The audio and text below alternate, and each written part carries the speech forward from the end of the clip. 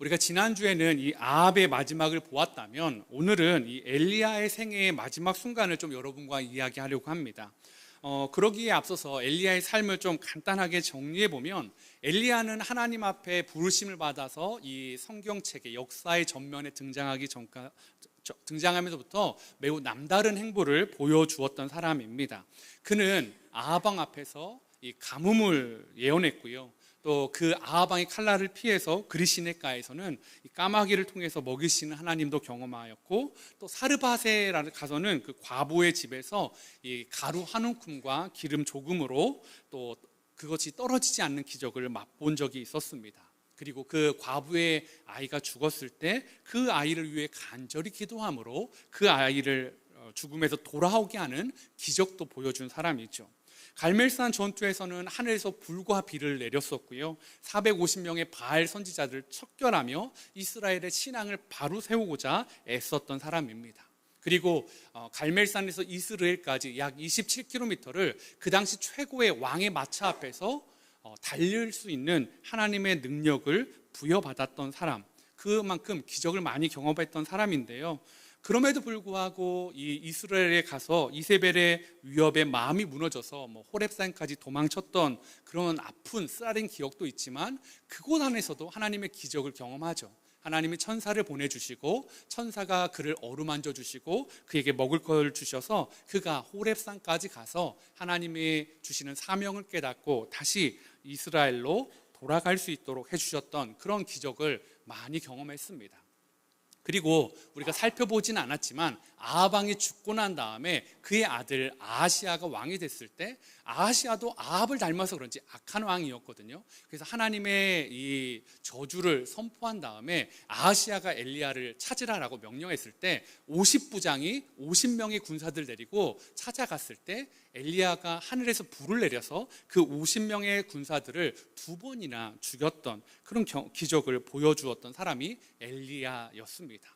그러니까 어느 하나 어떤 기적의 어떤 가치나 무게로 볼 때 약한 것이 없을 정도로 그 중에 하나만 내가 경험해도 야, 나도 그런 경험을 경험했어, 기적을 경험했어 라고 말하면서 정말로 평생에 자랑할 만한 기적을 엘리야의 삶에는 하나님이 참 여러 번 경험하게 하셨다라는 거죠. 그러면 그런 기적을 경험했으니까 좀 삶이 나아져야 되는 것 아니에요? 삶이 좀 평안해야 되는 것 아닙니까? 그런데 그의 삶은요, 그가 경험했던 기적의 양이나 횟수에 비해서 평탄함은요 전혀 다른 문제였던 것 같습니다. 그는 아합에게 3년 동안 쫓김을 당했고, 또 나중에는 그 아합의 아내 이세벨을 피해서 도망자의 삶을 살았고요, 아하시아에게서도 또 도망치는 그런 도망자의 삶이 그의 삶에 쭉 연결되어지고 있다라는 거죠. 만약 여러분에게 제가 선택권을 드린다면 여러분은 어떻게 하시겠습니까? 엘리야처럼 기적을 경험하는 삶이요, 하나님과 동행하는 삶, 그러나 현실에서는 도망쳐야 되고 늘 두려워해야 되고 외로움에 떨어야 되는 삶을 살아야 한다면 여러분은 그런 엘리야의 삶을 나도 살고 싶습니다 라고 과연 하나님께 말씀하실 수 있으시겠습니까? 좀 이 질문을 오늘날의 질문으로 좀 바꿔본다면, 하나님의 말씀을 묵상하며 말씀을 설교를 들으면 은혜도 돼요. 그래서 하나님 말씀대로 살아야지 하는데 현실의 문제에 가면 늘 부딪히고 넘어지는 거죠. 그리고 세상에서는 존중보다는 핍박을 더 많이 받아요. 하나님의 방법대로 살려고 하는데 일은 잘 풀리지 않아요. 그리고 세상에서 무시당해요. 그런데 삶이 안정되냐? 그렇지도 않아요. 나그네, 도망자처럼, 패배자처럼 무리와 함께 사는 게 아니라 홀로 외롭게 치를 떨며 살아야 되는 삶을 살아야 된다면 여러분은 기적을 경험하며 엘리야처럼 사시겠습니까? 라고 제가 물어보고 싶습니다. 우리는 흔히 이 하나님을 믿으면 영광과 성공의 삶을 기대하게 됩니다. 하나님을 믿는데 왜 이렇게 세상을 살아가는 게 힘드냐라는 생각을 한 번쯤 해보신 성도님들이 계실 거예요. 그런 분들에게 저는 엘리야를 소개해드리고 싶습니다. 엘리야도 그랬다고요. 엘리야가 보여준 삶의 모습은 하나님의 능력이 부족하지 않았어요. 넘쳐났습니다. 그럼에도 불구하고 삶 속에서 성공과 인정과는 좀 거리가 아주 먼 그런 삶을 살고 있다라는 거죠. 근데 엘리야만 그런 게 아니더라고요. 성경에서도 똑같은 엘리야의 삶을 우리에게 이야기해주고 있습니다. 로마서 8장 17절에 보니까 자녀이면 또한 상속자 곧 하나님의 상속자요 그리스도와 함께한 상속자니 우리가 그와 함께 영광을 받기 위하여 고난도 함께 받아야 할 것이니라. 우리는 예수 그리스도를 믿으면 잘 되고 복 받는 걸 얘기하는데 성경은 뭐라고 말하냐면 그와 함께 영광을 얻기 위하여 고난도 함께 받아야 된다라고 말하고 있습니다. 고난이 더 먼저 앞에 있습니다. 디모데후서 2장 3절도 똑같은 말을 하고 있습니다. 너는 그리스도 예수의 좋은 병사로 나와 함께 고난을 받으라. 성경은요, 예수님과 함께 고난받는 삶이 그리스도인의 모습이다라고 정의하고 있습니다. 그렇다면 우리가 하나님을 아버지로 부르고 예수 그리스도를 구주로 믿는 이유가 뭐냐고요? 고난받고 싶어서요? 우리가 무슨 고난을 그렇게 사랑하는 사람들이 아니잖아요. 그런데도 왜 우리가 믿어야 하냐고요? 세상에서 하나님의 기적을 이야기하고 보여줘도 세상이 변하지 않습니다. 오히려 우리가 노뎀나무 아래에서 엘리야처럼 패배의식에 쌓여서 너무 힘들다고, 나만 홀로 남았다고 막 비통해하며 소리 지르며 그렇게 하는 그런 쓰러져 있는 모습이 우리의 모습일 때가 더 많다라는 거죠. 그러면 그런 모습이 기독교인들, 예수를 믿는 사람들한테 있는데 왜 우리가 예수님을 믿어야 할까요? 그 이유를 오늘 엘리야의 이 마지막 이 인생의 모습을 통해서 제가 여러분과 좀 말씀을 나눠보고자 합니다. 비록 세상에서는 아합이나 이세벨이나 아하시아 같은 왕과 왕비에게 인정받지 못했어요. 그러나 엘리야는 분명하게 하나님께 인정받는 삶을 살았다라는 거죠. 저와 여러분이요, 어떤 삶을 살아야 될까요? 세상에 인정받는 삶과 하나님께 인정받는 삶.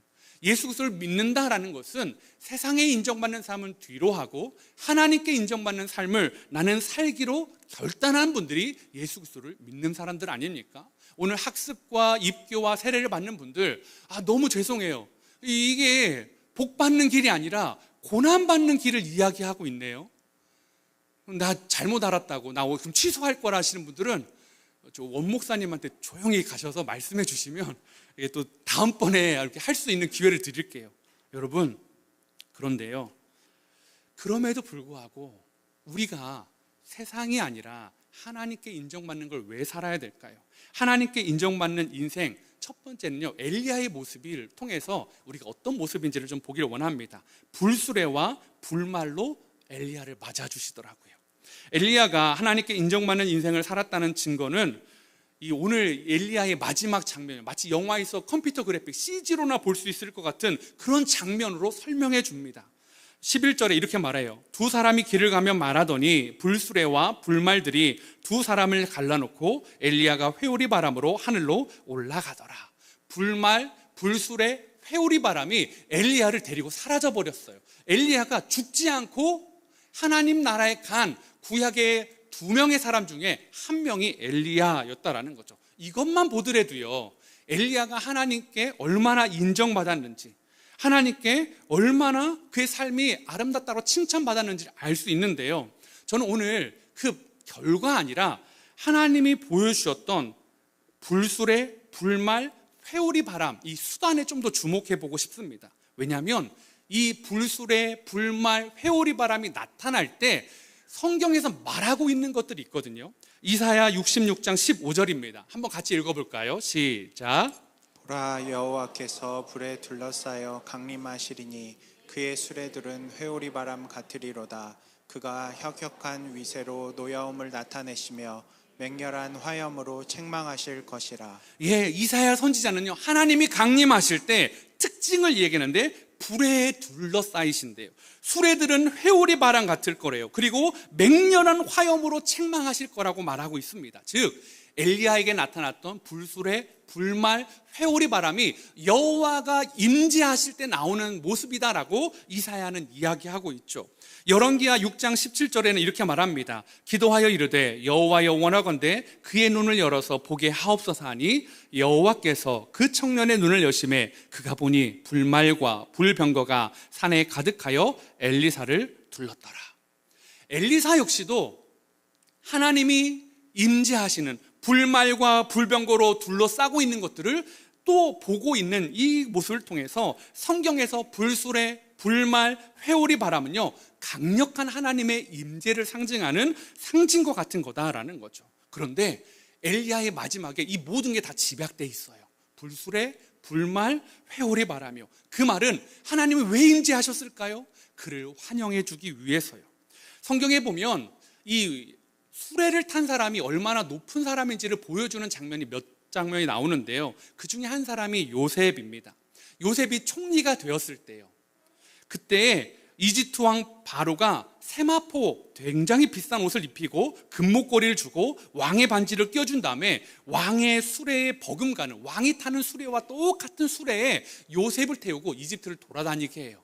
이 말은 무엇일까요? 그에게 내가 인정하는 사람이다라는 거죠. 이집트 사람들에게 보여주기 위해 왕의 수레를 태워줬다라는 거죠. 또 한 사람은 모르드게예요.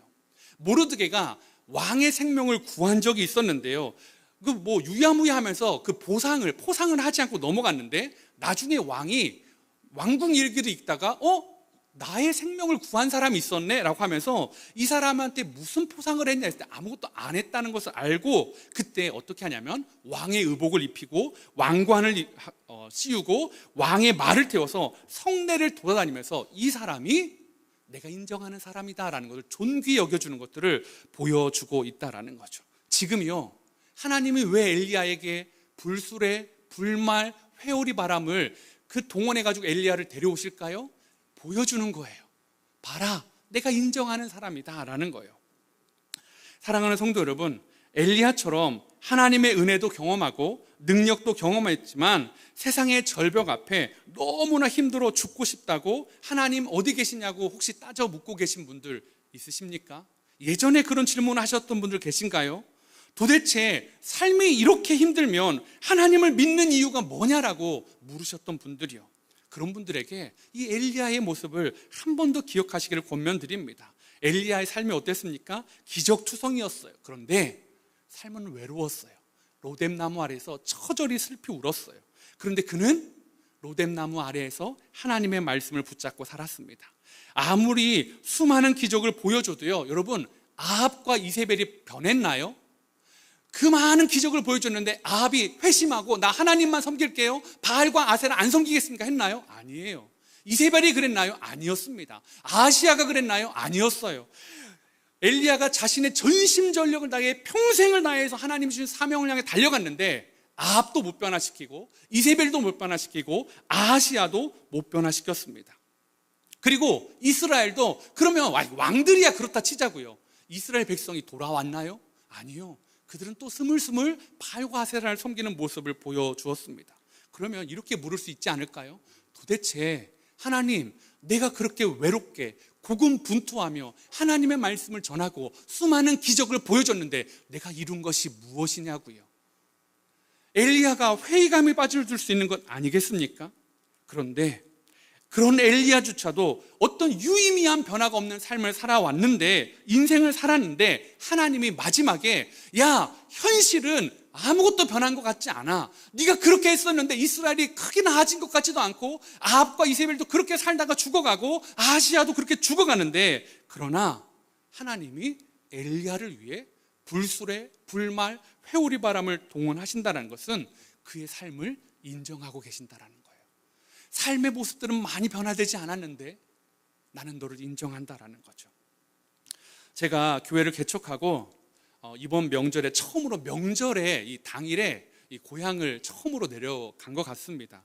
아마 이제 교회 개척하고 나서 교회 근처에 있으려고 하고 또 하다 보니까 처음 그런 시간들을 가졌는데요.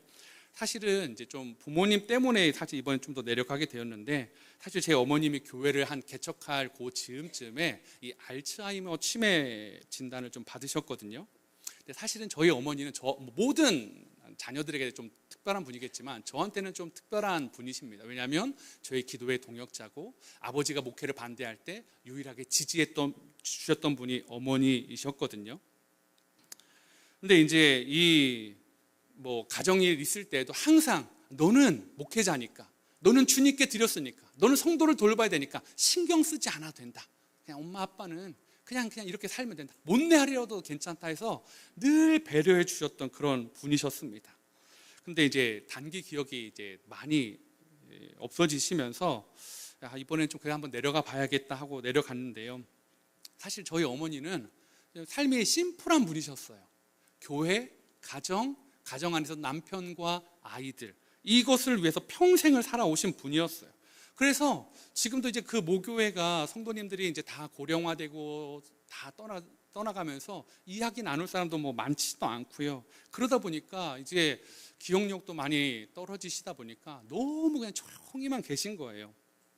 제가 그 모습을 보면서 너무 마음이 아프면서 인간적인 그런 생각이 좀 들더라고요.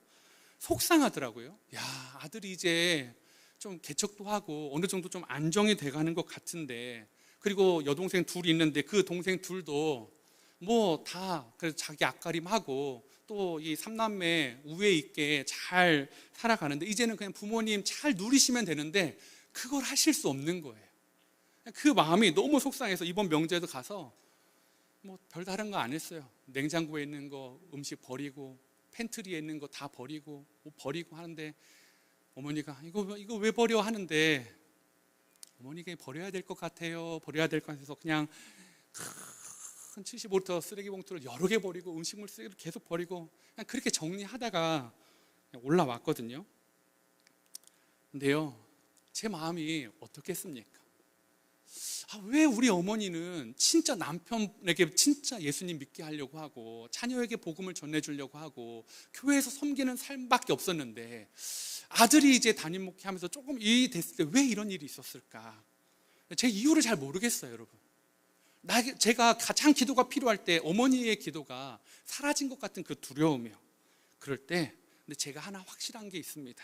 하나님께서 어머니를 불수레와 불말과 회오리 바람으로 천국에서 맞이해 주실 거라는 거예요. 저는 그 믿음이 있습니다.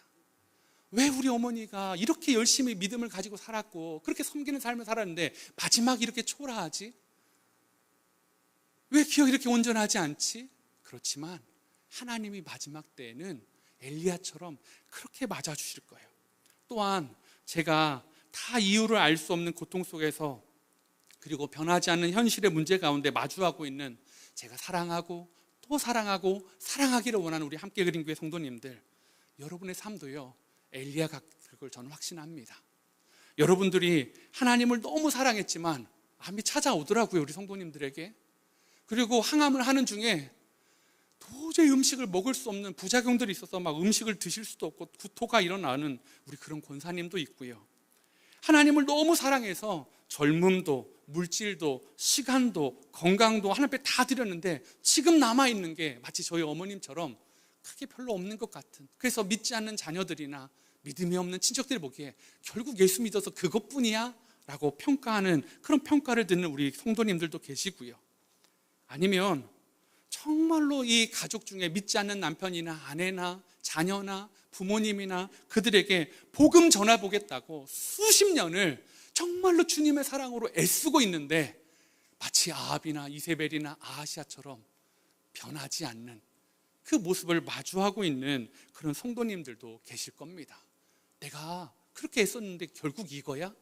내 몸이 아프고 내가 친척들한테 이런 평가를 받고 내 가족들은 예수를 모르고 너처럼 믿을 거라면, 엄마처럼 아빠처럼 믿을 거라면 난 예수를 믿고 싶지 않다고 그렇게 말하고 있을 때 여러분은 어떻게 하시겠습니까? 저는요 여러분들에게도 확신합니다. 지금 우리의 삶이 그런 것 같지만 결국 마지막에는 저와 여러분을 향해서 하나님이 불수레와 불말과 회오리 바람으로 우리를 맞아주시고 천국에서 멋진 퍼레이드를 해주실 거라고요. 내가 인정하는 자다. 하나님, 나는 남편도 변화시키지 못했는데요. 하나님, 나는 자녀에게 복음을 전수하지 못했는데요. 하나님, 저는 그렇게 했는데도 건강을 잃어버렸는데요. 경제적으로 어려웠는데요. 삶이 공고했는데요. 내가 세상을 바꾸지 못했는데요. 그래도 너는 그 세상에서 나를 붙잡고 살아갔던 믿음의 사람이다. 그런 사람들에게 주님은 불수레와 불말과 회오리 바람으로 저와 여러분을 인도해 줄 걸 저는 믿습니다. 그리고요 저와 여러분의 모든 눈물을 씻어 줄 줄 믿습니다. 요한계시록 7장 17절에 이는 보좌 가운데 계신 어린 양이 그들의 목자가 되사 생명수 샘으로 인도하시고 하나님께서 그들의 눈에서 모든 눈물을 씻어 주실 것입니다. 왜 아픈지 저도 잘 몰라요, 여러분. 저희 어머니, 저희 아버지 왜 그런 일들이 있는지 잘 모르겠습니다. 여러분의 삶에 있는 것도 잘 제가 이해하지 못할 때가 많이 있습니다. 그런데 제가 아는 딱 하나 있다고요. 주님이 우리를 부르실 때 그냥 부르시지 않고 정말로 멋지게 퍼레이드를 열어주시면서 우리의 눈물을 다 씻어주신다는 것입니다. 하나님께서 우리의 눈물, 우리의 모든 눈물 여러분 씻어주실 걸 믿으십니까? 하나님께서 우리를 위해 삶이 여전히 변화되는 것 같고 한 사람도 변화시키지 못하고 정말 내 삶이 세상이처럼 멋진 성공의 삶은 아닌 것 같지만 마지막 이렇게 주님 말씀 붙잡고 살아갈 때 하나님이 마지막 때에 불수레와 불말과 회오리 바람으로 여러분을 태우시고 자랑하실 걸 여러분 믿으십니까? 그렇다면 사랑하는 성도님들 그리고 학습과 입교를 세례받는 우리 귀한 성도님들 우리요 세상에서 인정받는 게 아니라 하나님께 인정받으며 멋지게 살아가는 엘리야와 같은 사람 되기를 소망해 봅니다. 하나님께 인정받는 인생 두 번째는요 엘리사를 통해 한번 좀 보기를 원합니다. 엘리사는 어떤 사람이었냐? 어려운 현실에서도 영적인 것을 추구하는 사람이었다라는 거죠. 엘리야, 엘리사 이름이 비슷하잖아요. 이게 형제가 아니에요, 여러분. 부자지간도 아니고 전혀 다른 사람입니다. 그러니까 엘리사가 엘리야 뭐 이게 형제인가 돌림자인가 아니에요. 그런 사람 아니고요.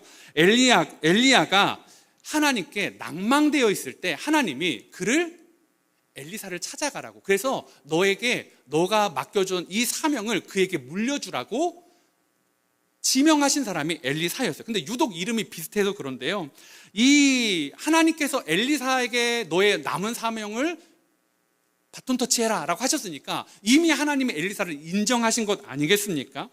후계자로 엘리야의 후계자로 세운 것이니까요. 그런데 엘리야가 엘리사에게 가서 기름 부을 때 어떤 일이 있었냐면 엘리사가 어떤 일을 하고 있었냐면 밭에서요 자기 밭에서 뭘 하고 있었냐면 12결이 소로 밭을 갈고 있었다라고 말합니다. 여기서 결이라는 것은 소 2마리가 끄는 쟁기를 말해요.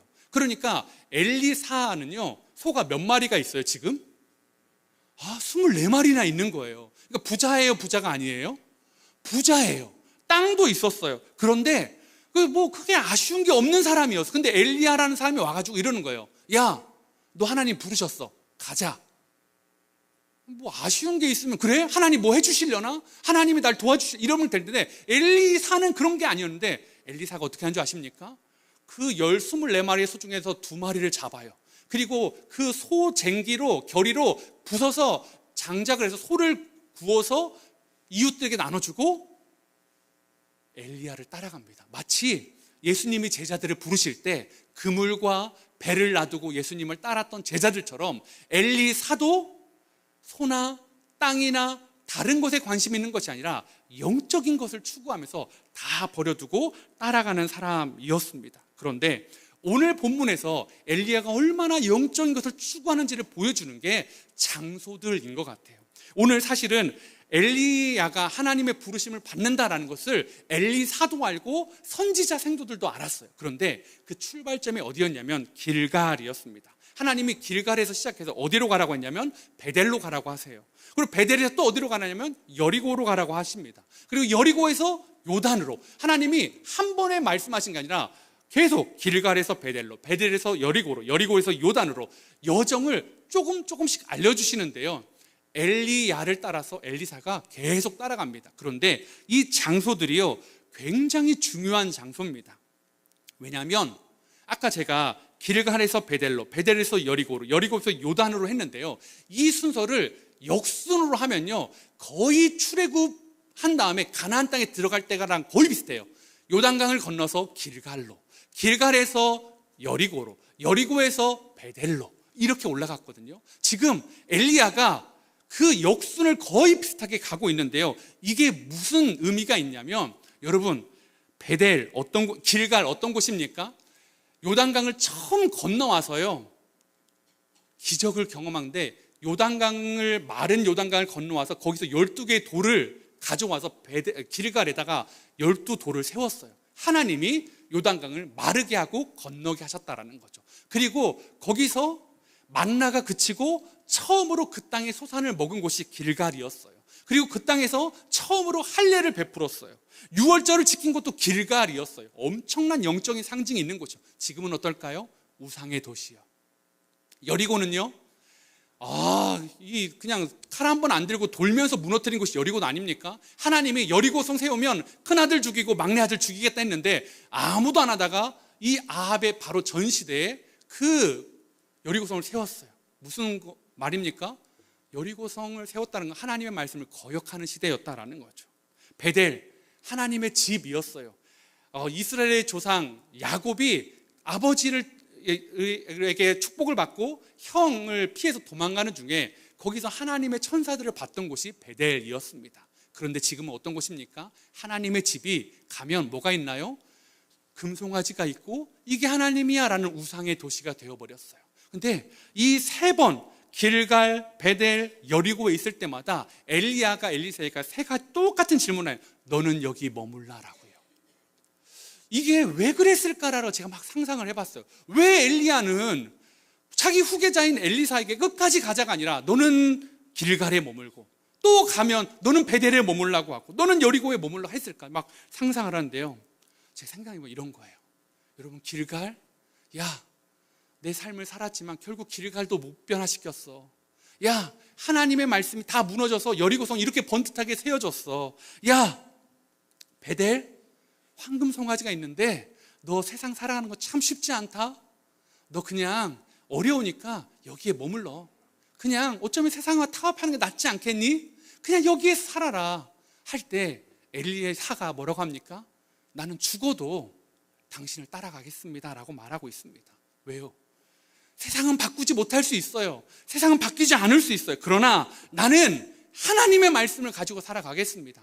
나는 내가 살아갈 세상이 무엇인지는 모르지만 내가 하나 확실히 아는 것, 하나님의 능력으로 살아간다는 건 엘리사가 알았다라는 거죠. 그래서 9절에 뭐라고 말합니까? 한번 같이 읽어볼까요? 시작. 건너매 엘리야가 엘리사에게 이르되 나를 내게서 데려감을 당하기 전에 내가 내게 어떻게 할지를 구하라. 엘리사가 이르되 당신의 성령이 하시는 역사가 갑절이나 내게 있게 하소서 하는지라. 그러니까 너 여기 머물라고 할 때는 나는 당신 따라가겠습니다 해놓고 마지막에 너 진짜 뭐 원하냐 했을 때 나는 당신의 성령이 하시는 역사에 갑절이 내가 있기를 원합니다. 어쩌면 그가 살아가는 세상은요, 엘리야가 이랬을 때보다 더 악하고 패역한 시대였을 거여서 그 갑절 2배의 영적인 성령의 능력을 구하는 것일 수도 있고요. 아니면 신명기 21장 17절에 있는 말씀처럼 두목, 장자권, 나는 당신의 영적 정통 계승자라는 걸 인정해 주십시오라는 그 이야기일 수도 있어요. 그러나 그게 어떤 해석이든지 간에요, 우리가 알 수 있는 것은요, 엘리야가 구하는 것은 현실을 바꾸는 맞는 키가 아니었어요. 그가 원하는 건 영적인 능력이었습니다. 자신의 앞날에 무슨 일이 일어날지는 알 수 없지만 내게 필요한 것은 성령의 갑절의 능력이라고요. 여러분, 아브라함이 그랬잖아요. 어디로 갈지 알지를 못했어요. 그러나 그가 알고 있는 건 뭐였어요? 어디로 갈 때는 목적지는 모르지만 내가 누구와 함께 가야 되는지는 명확히 알았어요. 누구랑 함께 갑니까? 하나님이요. 여러분, 우리 인생도 마찬가지지 않습니까? 왜 우리 인생에 병이 걸리는지, 왜 우리가 아픈지, 왜 우리가 수능에 떨어지는지, 왜 우리 자녀가 취업이 잘 안 되는지, 결혼의 문제에 실패가 있는지, 뭐 여러 가지 문제들 다 답을 드릴 수는 없어요. 그러나 제가 하나 확실하게 말씀드린 거 있어요. 여러분, 어디로 가야 되는지는 모르고 왜 이런 일이 있는지는 모르지만 여러분, 하나님과 함께 해야 된다라는 거예요. 하나님과 함께 하다 보면 여러분, 치매를 뚫고 하나님 나라에 가는 겁니다. 하나님과 함께 하다 보면 병을 안고도 할렐루야를 외치며 주님 품에 안기는 거고요. 삶에서 어려움이 있지만 그 어려움 가운데서도 하나님과 동행하며 나아가는 것 아니겠습니까? 사랑하는 성도 여러분, 여러분의 목적지 몰라서 힘드십니까? 여러분에게 찾아온 질병, 여러분이 해결하지 못하는 문제, 여러분이 변화시키지 못하는 아합과 이세벨과 아시아 같은 그 사람, 복음을 전해도 듣지 않는 그 사람들 때문에 마음 아프십니까? 여러분, 엘리야도 그랬습니다. 그런데 엘리야를 향해 주님은 무능하다 말씀하지 않으세요. 인정해 주세요. 현실의 문제에 안주하지 않고 내게 성령의 2배의 능력을 주십시오라는 엘리사를 인정해 주세요. 사랑하는 성도 여러분, 저와 우리 함께 그린 교회 그리고 학습과 입교를 세례받는 모든 성도님들이요, 병이 낫고 부자가 되고 만사형통하고 수능에 좋은 대학 가고 취직하고 좋은 결혼, 좋은 혼처를 만나고 그런 것도 너무 귀한데요. 그게 아니더라도 주님과 함께 멋지게 살아가는, 그리고 그래서 주님이 인정하시는 엘리사, 엘리야, 오바댜 같은 믿음의 사람이 되시기를 축복합니다. 우리 학습과